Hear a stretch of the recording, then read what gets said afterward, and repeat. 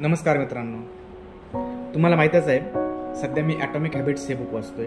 या बुकमध्ये मला एक गोष्ट वाचायला भेटली. त्या गोष्टीमध्ये एक रिसर्चरचा ग्रुप होता.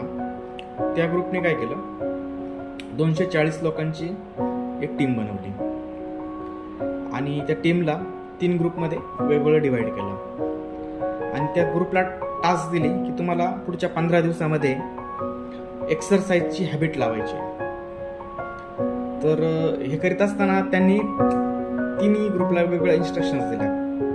पहिल्या ग्रुपला सांगितलं की तुम्ही जी काही एक्सरसाइज करणार आहात ती तुम्हाला ट्रॅक करायची आहे. दुसऱ्या ग्रुपला सांगितलं की तुम्ही जी एक्सरसाइज करणार आहात ती तुम्हाला ट्रॅक करायची आहे, पण त्याच्यासोबतच तुम्हाला एक्सरसाइज विषयीचे काही व्हिडिओज असतील की ज्याचा परिणाम आपल्या शरीरावरती सकारात्मक परिणाम होतो, असे व्हिडिओज तुम्हाला बघायचे आहेत.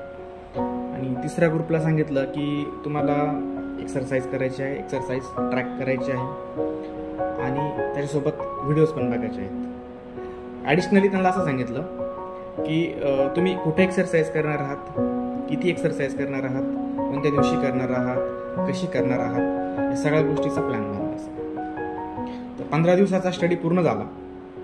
स्टडी पूर्ण झाल्यानंतर रिसर्चरला काही ऑब्झर्वेशन्स भेटले. ते म्हणजे पहिला जो ग्रुप होता, पहिल्या ग्रुपमध्ये फक्त 20 ते 25% लोक असे होते की त्यांनी सलग 15 दिवस एक्सरसाइज केली.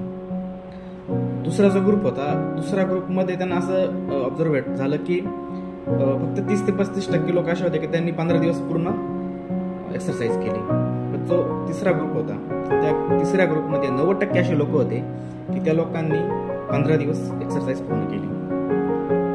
तर या गोष्ट जेव्हा मी वाचली तेव्हा मला असं रिअलाइज झालं की जर आपल्याला कोणती हॅबिट नवीन बनवायची असेल तर त्या हॅबिटचं प्लॅनिंग खूप इम्पॉर्टंट आहे. प्लॅनिंगसोबत त्याचं एक्झिक्युशन खूप इम्पॉर्टंट आहे.